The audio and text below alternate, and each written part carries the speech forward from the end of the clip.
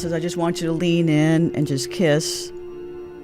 And that was it. First time you kissed him then? Was on camera? Yes. And we kissed, and we were both nervous. When we celebrated our 30th anniversary, he took me up to his office. He says, did you see this photo? And it was me. This could be us, but you playing? Prince's final confession about Apollonia will shock you. Their on-screen passion in Purple Rain sparked endless rumors of an off-screen affair. But that was only part of a much deeper story.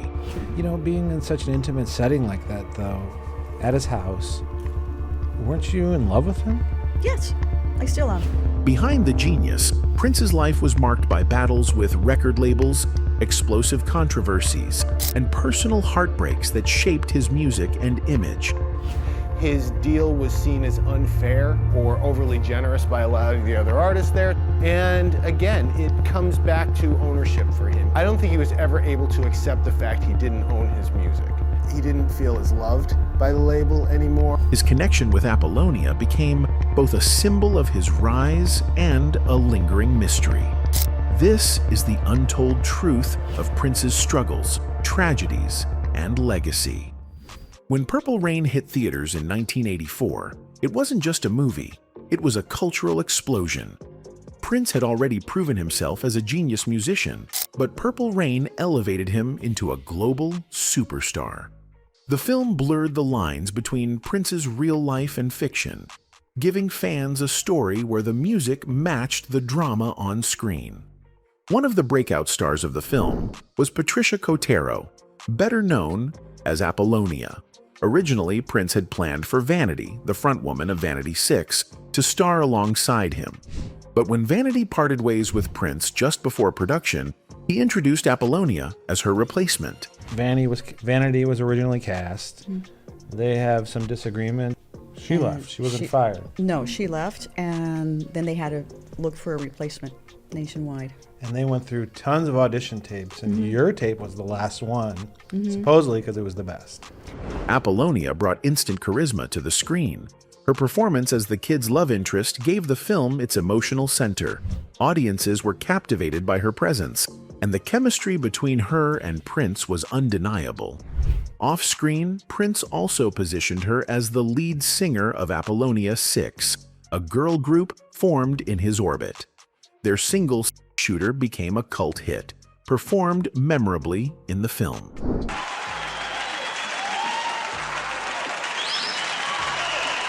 Purple Rain became both a critical and commercial triumph. It earned over $70 million at the box office and produced one of the greatest soundtracks in music history. Songs like When Doves Cry and the title track Purple Rain cemented Prince's reputation as an innovator who could command both the stage and the screen. Back to 23 years of age, you know, this movie's made for $7 million. It does $70 million. You know, you didn't think it was going to be as big as it was. But success came with speculation. The intimacy Prince and Apollonia shared on film led to immediate rumors of a real-life romance. Fans and tabloids wanted to know if their connection extended beyond the set. Apollonia would later deny that any off-screen relationship took place, insisting that her bond with Prince was professional. Kind of love. It wasn't a love. It was a love of... It was a friendship love. Compassion, like family. It was beautiful. Still, the question lingered. In Hollywood and the music world, chemistry is everything. And the closeness Prince and Apollonia displayed on screen sparked a debate that has never truly gone away. Purple Rain made them icons, but it also set the stage for one of the most enduring rumors of Prince's career. After Purple Rain, Prince and Apollonia became the subject of endless rumors. The way they looked at each other in the film, the way Prince wrote music for her, and the way they were seen together in public made it easy for people to assume there was more than just business between them.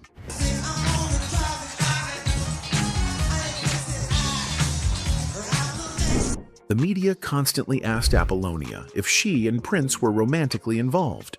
Her answer never wavered. She said their relationship was professional. She described Prince as a mentor and a friend, not a lover. Even decades later, Apollonia has stood firm in that position. But not everyone agreed with her account. Morris Day, a longtime associate of Prince and a fellow star in Purple Rain, once claimed in an interview that Prince and Apollonia had in fact been intimate. His version of events directly contradicted Apollonia's. For fans, this clash of perspectives only deepened the mystery. Who was telling the truth? Some believe Apollonia had reasons to protect her privacy. Others think Morris Day exaggerated for effect. Whatever the case, the conflicting stories gave rise to conspiracy theories among fans. Was there a hidden romance Prince wanted to keep secret? Was Apollonia protecting his image by denying it? Or was the entire thing simply a case of fans reading too much into on-screen chemistry? Prince himself never gave a clear answer. Known for being deeply private, he rarely addressed his personal relationships in public. What he left behind were lyrics, performances, and stories told by those around him. In the absence of direct confirmation, speculation grew. The rumors weren't limited to Apollonia. Prince's relationships with his protégés often blurred the lines between personal and professional. From Vanity to Sheila E., fans and the press always suspected romantic entanglements behind the music. Apollonia's denial of any affair didn't stop people from wondering if she was just another name in Prince's long history of rumored romances. Well, they were in a relationship, and their relationship came to an end. I know that she had, particular demands, that she wanted to portray a character in a movie called Dreams. This tension between what was said and what was believed created a lasting intrigue. Even today, fans debate whether Prince and Apollonia were more than co-stars. The lack of a definitive answer is part of what keeps the story alive. On April 21, 2016, the world was stunned when news broke that Prince had died at Paisley Park in Minnesota. For Apollonia Cotero, the loss was devastating. She described that day as the worst of her life. It wasn't okay. And this was Moline, Illinois, where the plane had landed. He had overdosed Yes. then, right? I think so, yes. Yeah, I knew something that didn't sound right, that he was getting fluids because of a cold. In the days following his passing, Apollonia wrote an open letter to Prince. In it, she poured out her grief and memories of their time together. She spoke about how much he meant to her, both as a collaborator and as a friend. For many fans, her words offered a rare glimpse into the emotional bond they shared. But I had a feeling, so I called Susan and Brenda. I said, I'm going to get out there. I had my suitcase ready, and I had some gifts for him. And then I had this purple shirt that says, Real Men Wear Purple, and I still have it. She admitted that after his death, she struggled with depression. Losing Prince was like losing a part of her own identity. The man who had given her the stage name Apollonia and brought her into the spotlight was gone, and she was left to navigate a world where his presence loomed large but was no longer there to guide her. Despite the pain, Apollonia continued to honor his legacy. She attended tributes, gave interviews, and stayed connected with the fan community. In her podcast, Apollonia Studio 6, she often spoke about Prince, sharing stories that kept his memory alive. She emphasized that while their relationship was misunderstood by many, it was deeply meaningful to her. Fans responded with empathy. They saw her grief as proof that her bond with Prince went beyond show business. Some even argued that her heartbreak confirmed what she had long denied, that their connection had been personal as well as professional. The mourning period also brought new attention to Prince's protégés. Apollonia, Sheila E., and others were asked to reflect on what it was like to work with him. Each offered a different perspective, but all agreed that Prince was demanding, brilliant, and transformative. For Apollonia, his death was not just the loss of a collaborator. It was the loss of a friend who had defined much of her life and career. And though she continued to deny a romantic relationship, Her emotional response made clear that Prince was more than just a co-star in her story. I go, thank you so much for picking me. I said, I love you once, I love you twice, I love you more than beans and rice. I go, that's a lot for this Mexican. He says, you're making me cry, and his voice cracked. But I got to thank him. In August 2025, Apollonia Cotero made headlines again, this time not for music or memories, but for a legal battle. She filed a lawsuit against Prince's estate, Paisley Park Enterprises, over the rights to the name Apollonia. Apollonia, she is suing Prince's estate, and it's a court battle over name and legacy. Apollonia argued that she had used the name professionally for over 40 years. It was not just a stage persona created by Prince, she said, but a central part of her livelihood and identity. The lawsuit claimed that the estate was attempting to cancel her trademark registrations and block her from securing new ones. The estate pushed back hard. They dismissed the lawsuit as frivolous, insisting that the name Apollonia was originally given by Prince and therefore remained tied to his intellectual property. From their perspective, Cotero was trying to take ownership of something that had been created within Prince's artistic world. The legal filings painted two very different pictures. Apollonia's side framed the case as a fight for survival, arguing that without the right to use her own name, her career and income would be at risk. The estate framed it as a matter of protecting Prince's legacy from what they saw as unauthorized use. Prince's estate filed a trademark to Apollonia for clothing and entertainment services, Apollonia the name. And they even asked the U.S. Patent and Trademark Office to cancel her existing trademark. For fans, the lawsuit was shocking. Many had assumed that Apollonia, after decades of using the name publicly, had long since secured her rights. The idea that she could suddenly be blocked from using the identity that made her famous seemed unthinkable. The lawsuit brought renewed media attention to Apollonia. Outlets covered not only the legal battle, but also revisited her role in Purple Rain and her relationship with Prince. Once again, the public conversation blurred the lines between art, identity, and ownership. Prince never objected to her using the name while he was alive. He never put any legal issues. Neither Paisley Park nor Sony Music has contested it until now. At its core, the trademark dispute highlighted a larger issue in the entertainment industry. When an artist creates a persona for someone else, who truly owns it? The mentor who invented it, or the performer who lived it? Apollonia's case became a high-profile example of how complicated those questions can become. As the case made its way through the courts, one thing was certain. Decades after Purple Rain, Prince and Apollonia's connection was still making headlines, still sparking debate, and still shaping the way people viewed the cost of fame. Apollonia's lawsuit against the Prince estate raised important questions that reached beyond her personal story.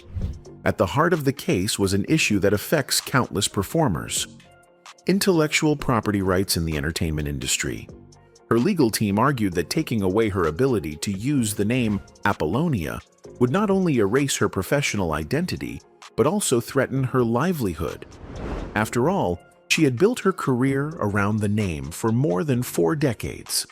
From acting and music to public appearances and her own podcast, the brand Apollonia was inseparable from who she was. She has been Apollonia for 40 plus years, since Purple Rain, which debuted in 1984, to her current podcast, Apollonia Studio 6. She has worked as an actress under that name. The estate's position was very different. Their attorneys insisted that the name originated with Prince. They claimed it was part of the creative universe he built, much like the band's alter egos and imagery he carefully controlled throughout his career. In their view, allowing Apollonia to claim ownership could set a precedent that weakened their ability to protect other aspects of Prince's legacy. This clash exposed a wider industry problem. Many artists are given stage names by managers, producers, or record labels. Over time, those names become the core of their careers. But when disputes arise, the question of ownership can get messy. Who owns the identity? The person living it or the entity that created it? Entertainment lawyers and commentators pointed out that Apollonia's case could influence how similar disputes are handled in the future. If she were to win, it might encourage other performers to assert control over names and personas tied to famous collaborators. If she lost, it could reinforce the power estates and corporations hold over individual artists, even decades later. She has created value Yeah. for the name and the brand of Apollonia. I think the question is how much she gonna get, because she has something, because there is some equity in that she has developed and built and all of that. That goes without question. Beyond the legal details, the case also struck a nerve emotionally. Fans saw it as a battle over memory and respect. To them, Apollonia wasn't just a character in Prince's story. She was a real person who carried that identity into her own life. Stripping her of that name felt like erasing part of music history. At the same time, supporters of the estate argued that preserving Prince's vision was equally important. They believed that letting others control parts of his legacy could lead to misuse or dilution of his artistry. The outcome of the lawsuit remains pending, but the debate it sparked has already made waves in the industry. It highlights just how fragile the balance is between protecting a legend's work and respecting the collaborators who helped bring that work to life. Prince's career was a dazzling spectacle of brilliance, but behind the purple glow lay battles that nearly consumed him. His controversies weren't side notes, they were central to his identity as an artist who refused to bend. One of his most public struggles was with Warner Brothers. Records. In order to get out of his contract, that I think they may have even threatened legal action because he was just trying to put out an album every 6 months. With the parties at an impasse, the argument quickly turned bitter. In the mid-1990s, Prince declared war on the very system that had helped make him a global superstar. He claimed the label controlled his music and his identity, calling himself a slave to corporate interests. He even shaved the word slave onto his face, a shocking act of protest that made headlines worldwide. Critics called it erratic. Fans called it fearless. Either way, it revealed the torment of an artist who felt trapped by contracts that devalued his art. And it doesn't take Prince long to realize this. As to whether the deal worked out, which is everybody's question, it's one very simple answer. A year and a half later, he had slave on his face. But the controversies went beyond business. Prince's personal life was haunted by tragedy and loss. His marriage to Mayte Garcia, once full of hope, was shattered when their newborn son, Amir, died just days after birth from a rare genetic disorder. The grief was devastating. For a man who controlled every detail of his music and performances, this was a wound he could not shape or rewrite. Those close to him recall that the pain left scars that never healed. That was Prince alongside his then-wife Mayte Garcia on the Oprah Winfrey Show back in 1996. Little did Oprah know they were hiding a devastating heartbreak, the loss of their newborn son. Prince's struggles also extended into his health. Rumors swirled for years about exhaustion, pain, and secret battles with prescription medication. Friends and bandmates noted that the relentless drive to be perfect on stage came at a cost. Test results released today confirm the singer-songwriter died from overdosing on a powerful prescription painkiller. The medical examiner's report shows that he had a toxic amount of the drug fentanyl in his body. The report states that the overdose was accidental. The world would later learn that these struggles played a role in his untimely death in 2016. A tragedy that stunned fans and cemented the sense that even legends can be fragile. At the same time, Prince faced controversies tied to his relationships in the industry. He had fierce rivalries, clashed with critics, and often shut out collaborators when he felt they betrayed his trust. To some, he was a genius ahead of his time. To others, he was controlling and difficult. Yet it was these very contradictions that fueled the mystique of Prince. a man who could dazzle a stadium one night and retreat into isolation the next. Beyond the well-known disputes with Warner Bros., Prince engaged in battles that rarely made headlines, but reflected his fierce insistence on control. One such conflict was his ongoing war with radio stations and media outlets. Prince frequently demanded that DJs play his music exactly as he intended, sometimes refusing interviews or performances if he felt misrepresented. He once banned a major radio network from playing his songs after a DJ altered the lyrics on air. Fans marveled at his perfectionism. Critics accused him of ego-driven censorship. Prince also courted controversy with his bold artistic decisions. The notorious Love Symbol album in 1992 exemplified his refusal to conform. Changing his name to an unpronounceable symbol was more than an aesthetic choice. It was a public protest against the music industry's commercialization of his identity. Many viewed it as cryptic and alienating, while others recognized it as a revolutionary act of self-determination. The symbol became a lightning rod for debates over intellectual property, personal branding, and artistic freedom. He proved that he was the prince because he stood up and gave up a name he built to own a career and own a legacy that was his.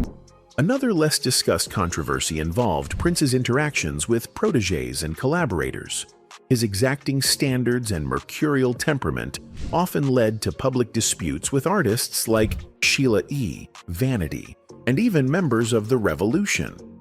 Some accused him of exploitation, while others defended him as a visionary mentor demanding excellence.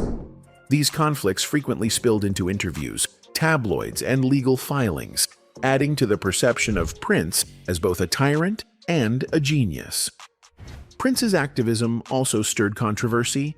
He was outspoken about issues like racial inequality, the exploitation of musicians, and religious freedom, but did so in ways that shocked conservative audiences.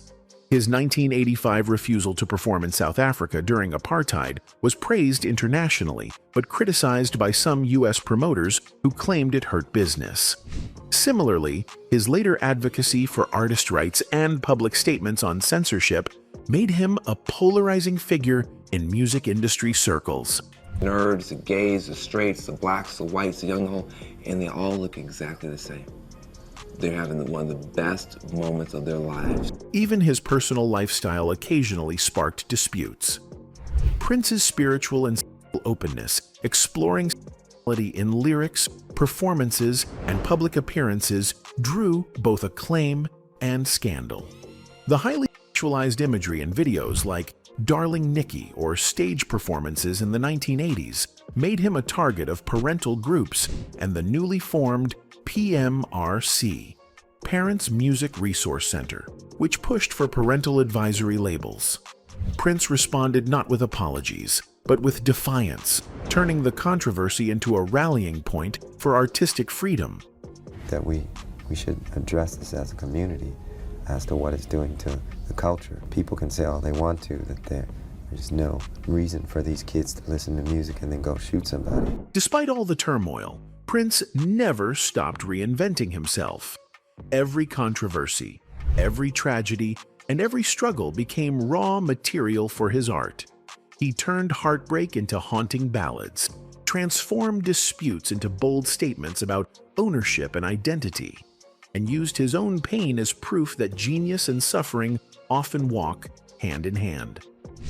Prince's life reminds us that brilliance rarely comes without cost. His ups and downs weren't distractions from his career. They were the very forces that shaped the music, the man, and the legend the world will never forget. One thing was constant. Prince never stopped reinventing himself. Every controversy, every tragedy, and every struggle became raw material for his art. He turned heartbreak into haunting ballads, transformed disputes into bold statements about ownership and identity, and used his own pain as proof that genius and suffering often walk hand in hand. Prince's life reminds us that brilliance rarely comes without cost. His ups and downs weren't distractions from his career.